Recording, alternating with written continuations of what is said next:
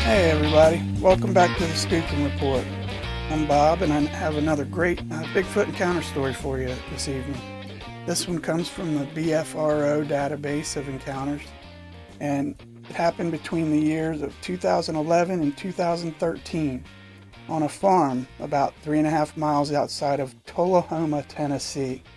I hope I'm pronouncing that right. It's in Coffee County, Tennessee. And the location of this farm, where it sat, there's woods on both sides all around this farm, as far as the eye can see, they said. And on one side, there's also a creek that just runs on forever, and there's lots of sinkholes and caves and hidden places. Plus, there's a lot of deer and squirrel, rabbit and wild turkey, plenty of things to eat out there in the woods. And the witness goes on to say that I was pulling out of my driveway getting ready to leave for work early one morning as I looked to the left and noticed movement up on an embankment by the road. Now, I sat and watched for a minute, and this very, very large, dark, cone-headed typed person or animal, whatever you want to call it, took a step, and it was in the middle of the road with one leap from the embankment. It just stood there like it was watching me just watch it. It stood there for a few moments and then turned and walked across the street and off into the underbrush and the trees over by the creek. Now, I waited a little bit longer and it never came back out, so I just went ahead on to work.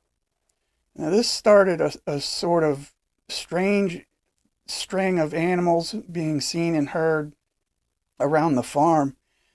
My father claimed to keep seeing a very large brownish black bear across the street from the house, and the next door neighbor's grandson was playing in the backyard one day, and he came around front of the house and told us all there was a big gorilla in the backyard. And the sounds I keep hearing at night, I guess you could say it's a cross between a scream, a howl, and a growl. And on some nights you can smell a very heavy wet dog smell. It has like a hint of mildew mixed in with it. And when I first saw this thing, I thought that I was looking at some kind of man wearing a fur coat and had a funny shaped head. But when I looked at it, I noticed that it was a very, very large creature. The way he came off of the embankment wasn't like any animal or man I've ever seen. It was like one very large step down for him, and boom, he was just there. I was the only one to see it that morning. But as far as the howls and the screams and all the noises, there were several people in the family that have heard it, and everyone's heard it more than once. Trust me on that. Now, no one really likes to talk about this type of stuff too much because of their jobs and such, and you just don't want people thinking you're crazy or anything. I just want to know what it is that we're all hearing and what was it I saw exactly that morning. If it is a Bigfoot, I want it to remain safe and never be put in a cage or experimented on or anything. And I want to remain safe as well.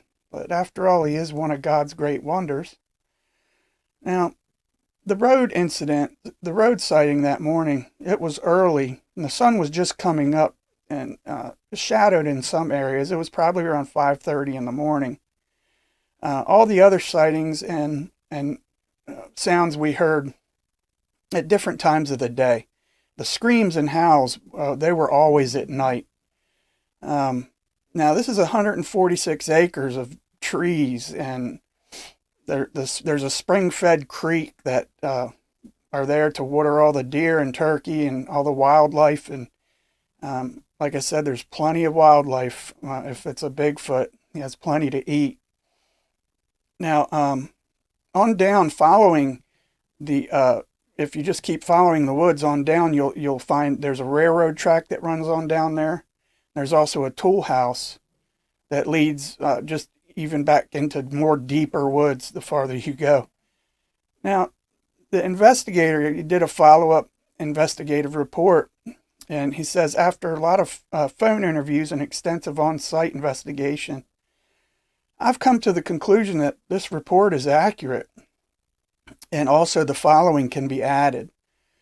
The witness was about 100 yards from the creature during that morning sighting, and the creature was approximately 8 feet tall, and it was standing in a slumped position, and it was about 4 feet wide at the shoulders. Now, the distance that it covered, it was about 10 feet from the middle of the road to the edge, and it covered that in 1¼ steps. The embankment it was standing on before jumping onto the road was about 4 feet above the road, and it leaped across the ditch and onto the middle of the road, a distance that's about 20 feet. And he did this from a standing position and without moving beforehand. The leap was just in a 1 foot forward style, and it landed just standing straight up. The color was very dark black with a dark face. The hair was about 6 inches long and very matted, and it had real long matted clumps hanging from the arms. Now the hands reached down to the knees, and the hands were human-like, and the fingers were very long and spread kind of wide apart. There weren't any muscles to be seen because of the thick, long matted hair. And the estimated time that the creature stood in the middle of the road before it walked off was only about 10 seconds. Like you said earlier, the sun was up, but it was still low, and it was just after the spring time change.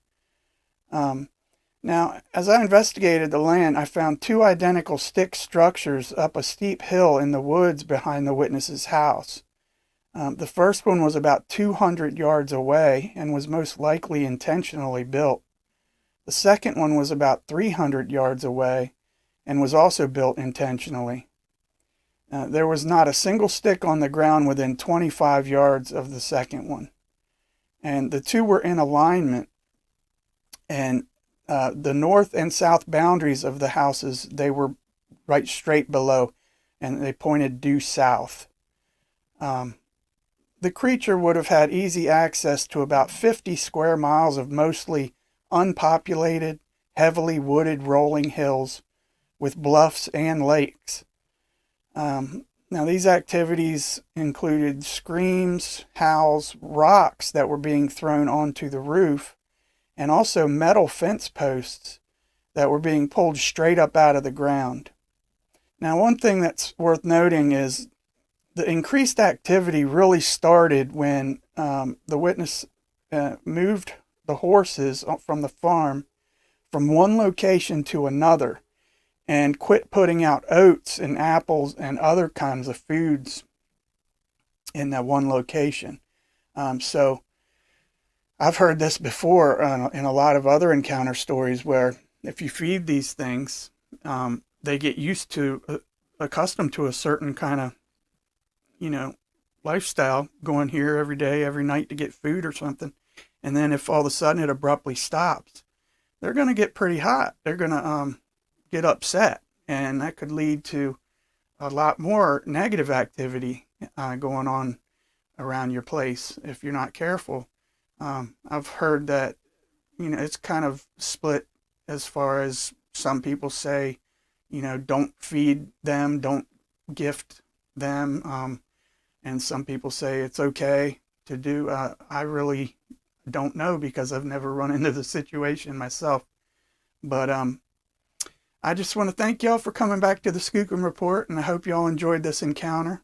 And if you or anyone that you know has had an encounter or a sighting that you would like to hear on the channel, just shoot me an email at skookumreport@gmail.com. That's skookumreport@gmail.com. And I'll be sure I'll be happy to get it up on the channel for you, and for everyone to listen to and learn and enjoy. So I want to thank y'all one more time for coming back to the Skookum Report, and I appreciate y'all, and I hope you have a wonderful evening, and take care. See you next time. Bye-bye.